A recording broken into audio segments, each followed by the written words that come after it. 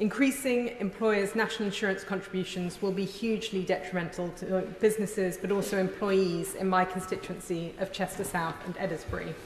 I've been contacted by many local businesses who've expressed disappointment that the Chancellor broke her manifesto promise not to raise national insurance, anger that it's been done without fully realising the consequences for the wider economy, and fear that they might not be able to weather the impact of this decision.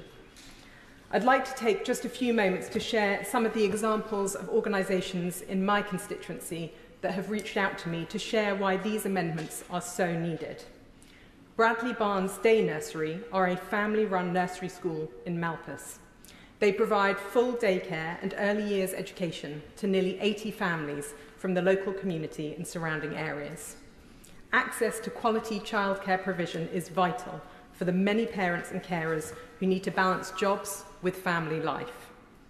Of course, Bradley Barnes hugely value all their employees and are keen to be the best employers they can be. They currently employ 24 staff whose skills, time and care are so vital to children in their formative years.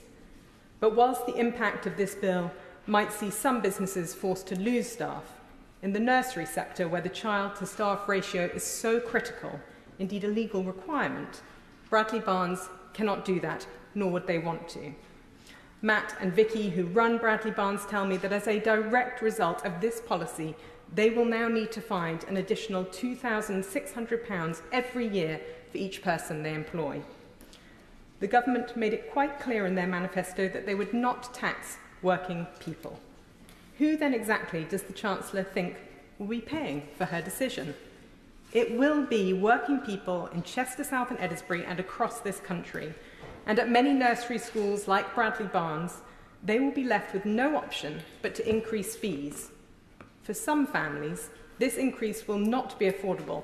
This is the harsh reality of the government's choice. Madam Chair, I also want to highlight, as others have done, the impact for the many hospices who provide vital support and care to people at the most vulnerable time in their life. I've recently visited and met with the leadership and staff at St Luke's Hospice and the Hospice of the Good Shepherd, two of the wonderful hospices caring for individuals and families across Chester South and Eddisbury.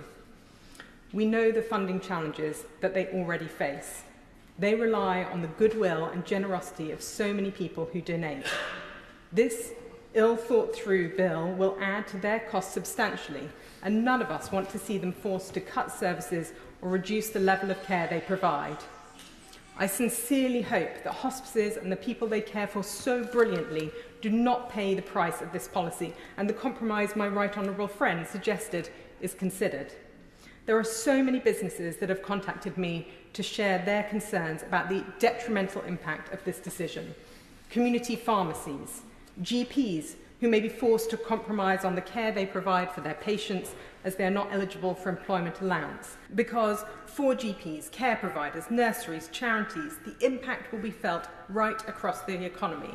It risks higher inflation and will mean fewer employment opportunities. This decision affects businesses, both small and large. It affects our local and national economy. It affects employees who will not enjoy a pay rise or, worse still, potentially lose their jobs.